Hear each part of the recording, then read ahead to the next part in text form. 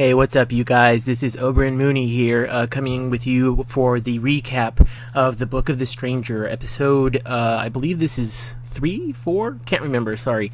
I think it might be 4. Anyway, one hell of an episode. Actually, this has been my favorite episode so far. I don't know how you guys feel about this one, but I mean, truly, this is, for me anyway, this was one that was really I really hope some of this happens in the book. Basically, what they're doing, once again, we'll start with the North. We didn't get to see anything with Bran, sadly, but for the next Dawn, I don't know if anyone catches that. On the next Dawn, it looks like Bran is going to have some sort of encounter with the Night's King and the White Walkers, so that's going to be, I think that's going to be pretty crazy. Anyway, going more towards Castle Black. So Jon Snow, we know that basically he's done with the Watch. Even he believes that he gave his life for the Watch, so therefore his vows are nil. Like, he's done with the Watch. We kind of already thought this was what was going to happen. I'm totally okay with him being done with the Watch, simply because I think he could do more in the battle for, like good versus evil or against the White Walkers. I think if he becomes more involved in the North in the sense of being like a lord or someone that they will follow, I think that's how ultimately he will help the North. So he was done, about to leave, but then Sansa and Brienne comes. And this, I have to say that I love the cast of characters that are Castle Black right now. There's so many things going on. Like, there's just so, like, I wanted to feel like, hey, like, this is awesome, but then it was kind of awkward, too, because I totally forgot that Brienne is, like, literally the one that killed Stannis.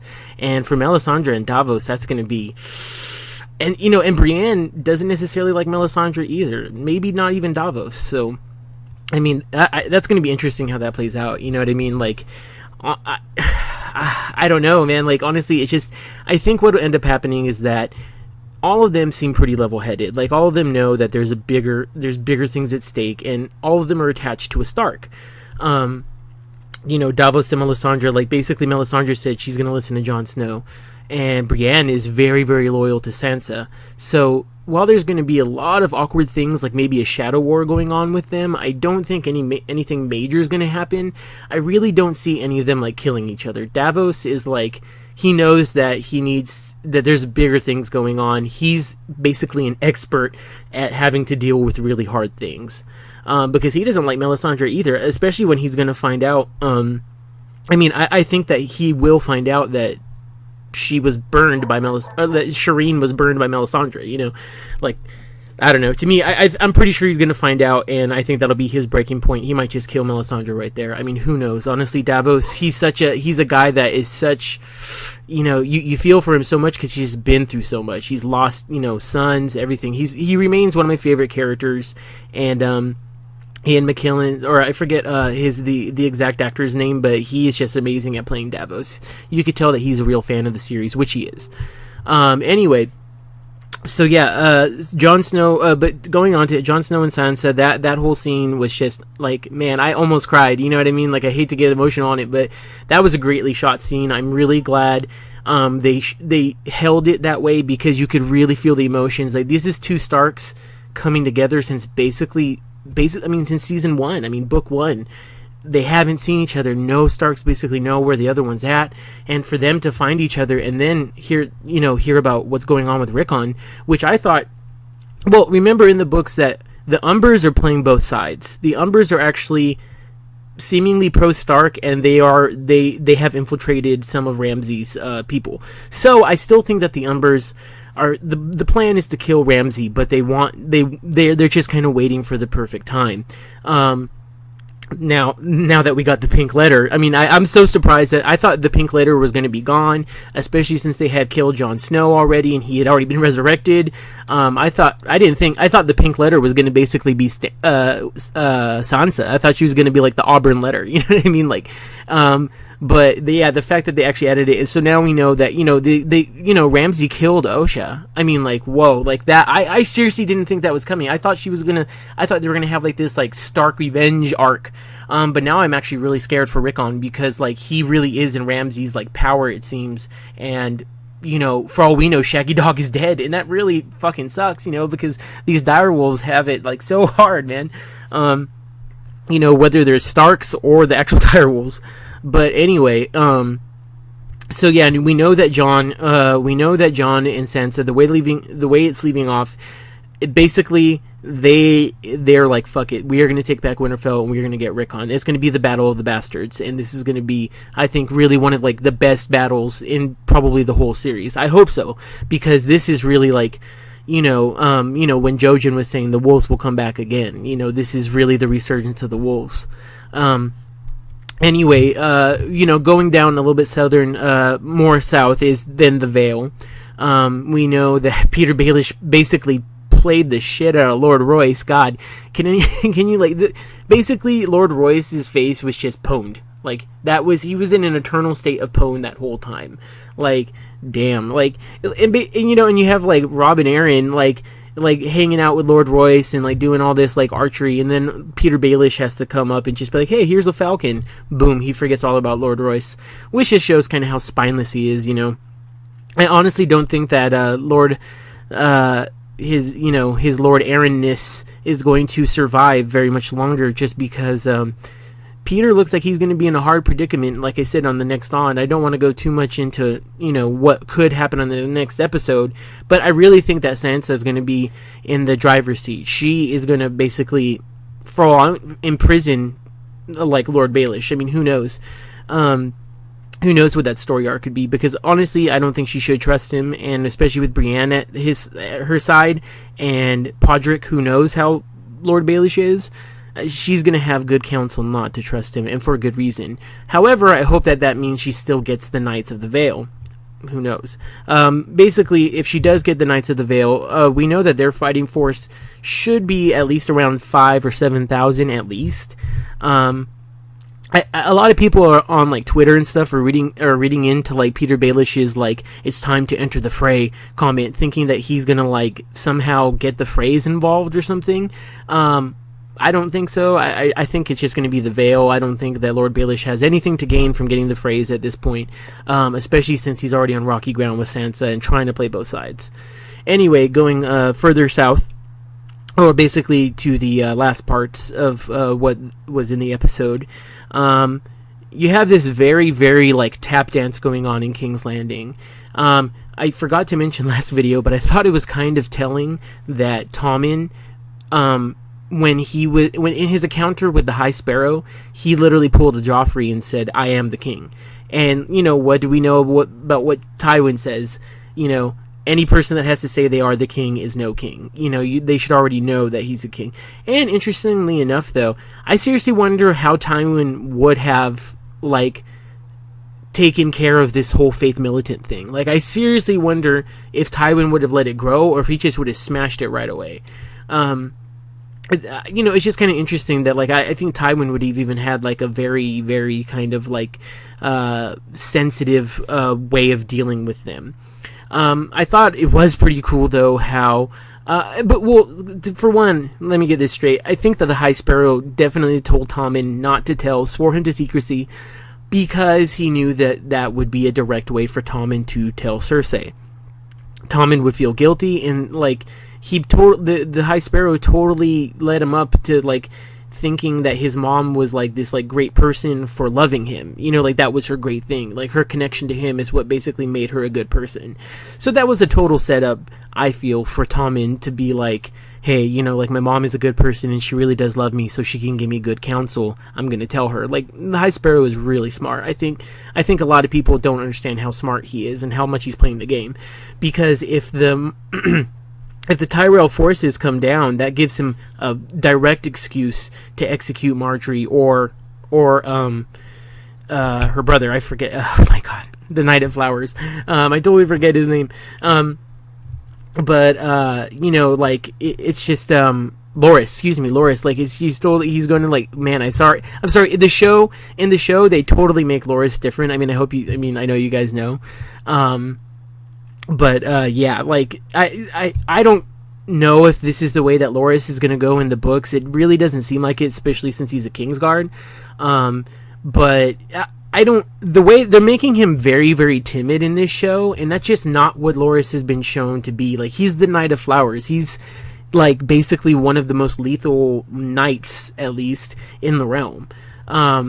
so the way they're making him look very defeated, just very, it feel like it's setting them up for a very, very bad finish. Like, Marjorie is feeling sorry for Loras, but she also wants to kind of keep her own confidence. I don't think she wants to do a Walk of Atonement because she knows what that spells.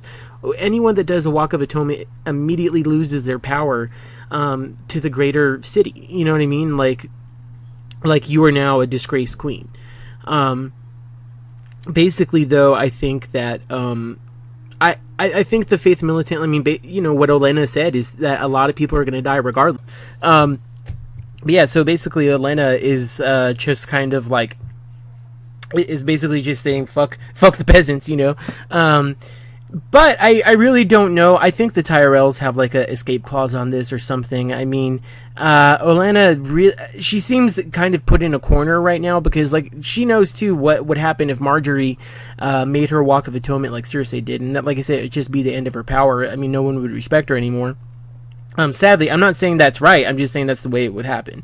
But yeah, so I really don't know. I don't know what the High Sparrow's endgame is because okay, so the Tyrell army, he wants the Tyrell army to come into the city, and that would be his excuse to really like seize power and like show people, oh, see, these guys are really terrible and like they're just trying to kill the gods and whatever. But what would be his endgame? Because in the end, the Tyrells would have more people, and even if the citizens of King's Landing rose up, the Tyrell army could kill them still. You know what I mean? Like, they're trained soldiers versus peasants. I mean, that's never, it's always been bad for peasants in that way. But yeah, I mean, I don't know. Who knows? Maybe he's just trying to stir shit up, and that's just his point. It's just to really cause a revolution that'll have a resurgence of the faith across all of Westeros. Who knows? I mean, even in the books, the High Sparrow is very shrouded in what his intentions are. So, I mean, this episode was a lot of major things happened, but it was like a lot of setup. I say, like I said, this was my favorite episode so far. But I think the next couple of episodes could definitely compete for that because this episode, what it's setting up is like you have the Battle of the Bastards, which is going to be Jon Snow, Sansa, basically the power of the Vale, and the Wildlings. So a very hodgepodge group of people taking back Winterfell, because I really don't think there's a way that they're going to fail. Like, you have the Umbers inside, you have Rickon inside, which, like I said, I do think that's going to matter. I still don't think Shaggy Dog is dead, but they killed Osha. I was not expecting that. I don't know, but fucking Ramsay has it coming. That's all I know. Like, I mean, seriously, I've never hated him more than I hated him now. I hate him more than Joffrey, and that says some shit, really. But anyway, so yeah, you have the Battle of the Bastards. That's gonna basically say who has Winterfell. I think Winterfell is gonna be the main point in which they're fighting the White Walkers in the north. I don't think the Wall really does shit anymore, just because I think the magic was destroyed when they basically killed the Lord Commander, and then that caused the Night's Watch to implode. Like, right now, like Dolores said, is the acting commander, but for all intents and purposes, there's no commander. So I think that's a big thing. I think that basically the Night's Watch is like non-existent. So I think the oaths of the Night's Watch and its existence had a lot to do with the Wall and its magic, or whatever wards were on it. And now that those are gone, they're looking at a full-scale invasion. I mean, that's definitely what I think Bran is seeing in the in the preview for the next episode, is that I think he's seeing the invasion, like the invasion force of the White Walkers.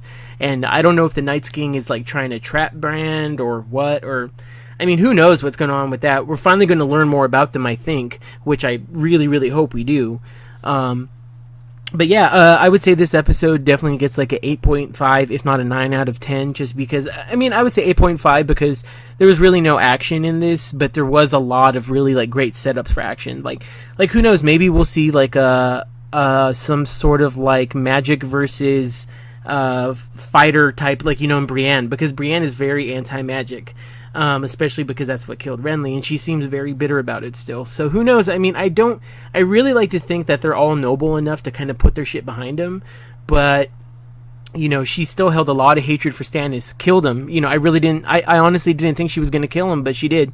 And, maybe that's like a descent for Brienne, and that kind of stuff, which I also want to kind of talk about just real quick. So basically they're just saying that Jaime's redemption is put on hold. Like, in the show, Jaime's redemption is basically non-existent.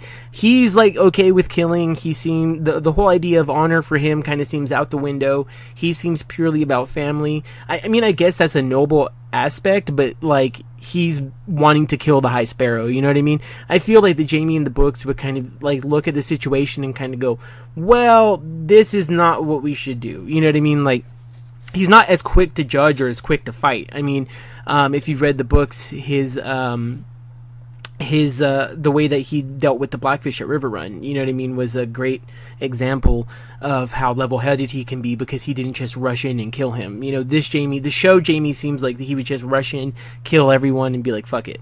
Anyways, thank you guys, and then now we're going to the ending segment, which is going to be the Dany Goddess Fire time. Sorry, I just thought it was so cheesy. I mean, I'm definitely glad that finally Dany is like sticking up and like really taking what's hers. But I mean, did she really? If she's gonna burn people alive, do it with a fucking dragon. I mean, maybe the dragon costs. My suspicion is that the dragon would have cost too much with CGI, and so that's why she basically had to use the torches, or like the little, things of fire that she did. Otherwise, however, I think that in the books it's going to somewhat happen similar like this. Like, I think that she is going to be caught by a Khalasar, and I think that she is going to be taken back to Vastothrak. However, she's going to take the Khalasars and become like the Khal, not just the Khaleesi, by burning all the Khals with Drogon. You know, I mean, like, I think that's the way it's going to happen. If she's going to burn people alive, it's going to be with a dragon, and it should be with a dragon. So the show doing that, it felt, and plus she just looked crazy. I mean, her eyes looked crazed. I'm not sure if they were going for that, because, Dany's supposed to be kind of like a good guy, but even Dario looked kind of freaked out by her, you know what I mean? Like, and the whole, Dario and Jorah's like little, like, hey, let's go to Vastothrak, and like, we're gonna bash some guy's head in, and we're gonna like snap some dude's neck, and haha, like, I have grayscale, but like, we both love Daenerys, haha. I mean, don't get me wrong, it provided some good suspense and some good fun, and I am happy that Dany, one thing that I am happy is that, like, she did seem to kind of like understand and connect with the rest of the Dashkaline. Like, they seem like they kind of connected and did get some sort of like relationship going on, especially because they had to help her with the whole like coup anyway. But yeah, so I think, I mean, with Dany's story, I think it's great. I think it would have been awesome, way better if she had used a dragon to burn the Khals alive, because I think, she's a Targaryen, she's a dragon rider. This is what she does. But I get that the budget maybe didn't allow that, which sucks, because it's just one of the restrictions of the show. And however, I didn't think that the episode I mean, I don't think that the episode suffered too much about it. It still remained my favorite episode of the season so far. But it just seemed a little bit like, okay, if her character is about dragons, the mother of dragons, why isn't she using a dragon to burn people alive? And, I mean, I thought we established that she is now going to become a dragon rider, Anyway, I don't know, but I think that I think that they overall did it the best they could, I guess, with the budget that they had. I'm assuming it's the budget, like I said. It could just be they wrote it that way. If so, I think that's kind of dumb, but whatever. Anyway, so yeah, we covered all that. I think that Dany, I mean, now that she has the Khalasar, she's just going to go back to Meereen and, like, pwn the shit and basically say, like, this is my terms, fuck you. I mean, she might even stop by Volantis and destroy the slavery there, just because now she has like an immense army, Anyway, so yeah, I think that Dany is now going to start her march that's going to end up in Westeros. If she ever does get to Westeros, I'm still kind of iffy about that, but whatever. Yeah, so I think that this is going to be the start of like her end game, you know what I mean? She's now like basically semi-goddess in the eyes of her people, and like the whole Khalasar, which is like all of the Dothraki, you know what I mean? Like, it's all one big Khalasar now. Hey you guys, that wraps it up for this video. A recap of the Book of the Stranger, episode 4 of Game of Thrones, season 6. I'll go ahead and like my page in the description. Not my Twitter that I've been... if any of you have liked my Twitter already, I'm sorry, I'm not that active on it. I'm going to try to be more active. However, my Mooney page, and also go ahead and like and share the video. If I do get 250 subscribers, I will raffle off a Hot Topic exclusive Game of Thrones pop. Trust me, it'll be a cool one. Hopefully one of the new ones. They're pretty accessible where I live. Anyway, so yeah, like, share, whatever you had to do to get to 150. And thank you so much for the support that I've already had.